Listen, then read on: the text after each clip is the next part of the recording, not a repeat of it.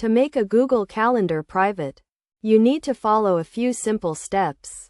Firstly, it's essential to understand why you would want to make your calendar private in the first place. If you're running an online business, you may share your calendar with employees, customers, or on certain websites, and making it private can help maintain confidentiality.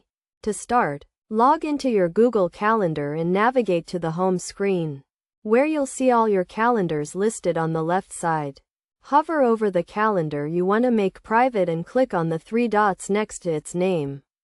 Then, select Settings and Sharing from the menu that appears. Ensure you're working with the correct calendar by checking the name at the top of the page.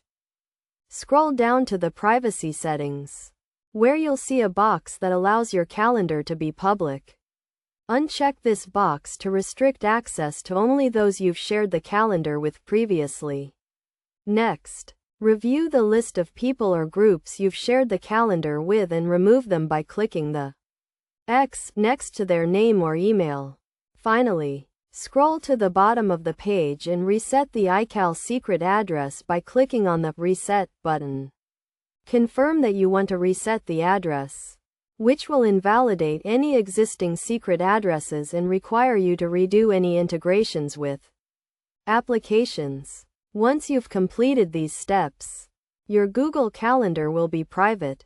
If you have multiple calendars, you'll need to repeat this process for each one.